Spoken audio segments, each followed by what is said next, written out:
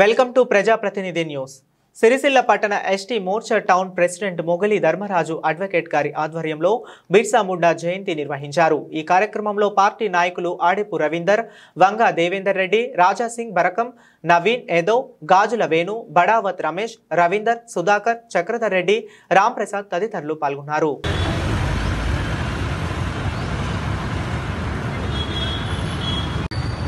ఈరోజు భగవాన్ బిర్సా ముండా జయంతి సందర్భంగా సిరిసిల్లాలోని అంబేద్కర్ చౌరస్తాలో ఆయన జయంతి వేడుకలు జరపడం జరిగింది. ఆయన బ్రిటిష్ వలసవాదంపై పోరాటం చేసి ఆదివాసీల తెగకు ఒక పేరును సంపాదించాడు. అతను 20 సంవత్సరాలలోపే అత్యున్నత పేరు కీర్తిని సంపాదించాడు. అయితే బ్రిటిష్ కాలంలో ఆదివాసులు అంటే ఎక్కడో అడవి ప్రాంతంలో నివసించేవాళ్ళు. ఆ అడవి ప్రాంతంలో నివసించే వాళ్ళపై ఈ బ్రిటిష్ వలసవాదులు ఎవరైతే ఉంటారో వాళ్ళు వాళ్ళ అనగదొక్కి వాళ్ళతో పనులు చేయించుకుంటూ వాళ్ళ దీనస్థితిలో చూసే సమయంలో ఈ బిర్సా ముండా వాటన్నింటినీ చూసి వాటి మీద విరక్తి చెంది వీటి మీద పోరాటం చేయాలనే ఉద్దేశంతో అతను ఆదివాసీలను అందరినీ ఒక 400 మందిని అతను సైనికులుగా తయారు చేసుకొని పోరాటాలు చేసి అతను సక్సెస్ అయ్యిండు.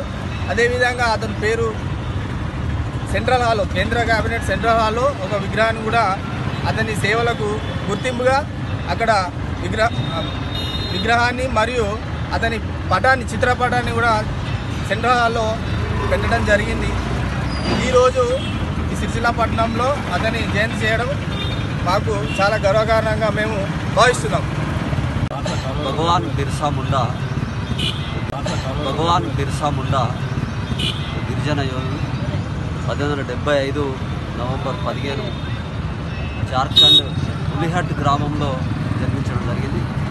22 సంవత్సరాలకే బ్రిటిష్ ఎవరైతే వాళ్ళ అనుగుణకే బ్రిటిష్ పరిపాలన ఉన్నారో వాళ్ళ మీద తిరుగుబాటు చేయడం, మరి ఆయన విద్యాభ్యాసం క్రిస్టియన్ మిషనరీ స్కూల్లో జరిగినప్పుడు వాళ్ళు ఇక్కడ ఉన్నటువంటి ఈ ఆదివాసీలను మతం మార్చి వీళ్ళ మీద అందులోకే క్రమంలో ఆయన ఆ స్కూల్కి వెళ్ళడం కూడా మానుకొని బ్రిటిష్ వారిపై యుద్ధాన్ని ప్రకటించడం జరిగింది.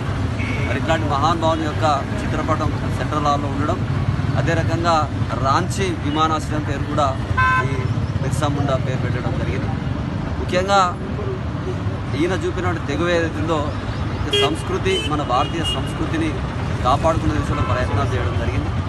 మరి మొన్ననే మన భారత ప్రధాని నరేంద్ర మోడీ గారు ధర్తీ ఆబా జాతీయ గ్రామీణ్ ఉత్కర్ష్ అభియాన్ అనేటువంటి పేరు మీద 80,000 కోట్లతోని ఒక ప్రాజెక్టు, అంటే వాళ్ళ యొక్క సంస్కరణ విధానాలలో మన ఒక పథకాన్ని ప్రారంభించడం, దాదాపు 5 కోట్ల మంది ఆదివాసీలు గిరిజనకు చెందిన వారికి ప్రయోజనాలు, దాంట్లో లైట్లు కావచ్చు, లేకపోతే ఇళ్ళ నిర్మాణం కావచ్చు, రోడ్లు కావచ్చు, వీటన్నిటిని దృష్టిలో పెట్టుకొని పెద్ద ఎత్తున వాళ్లకు ఉపయోగపడేటువంటి కార్యక్రమాలు చేపట్టడం జరిగింది. ఈ విధంగా ఆయన చూపినటువంటి తెగువ, మరి ఇప్పుడు ఉన్నటువంటి మన గిరిజన జాతీయ మొత్తం వాళ్ళందరూ కూడా ఆయన బాటలో నడిచి మన భారతదేశం ఉన్నతికి పాటుపడాలని కోరుకుంటా ఉన్నాం. బోలో భారత్ మాతాకి జై.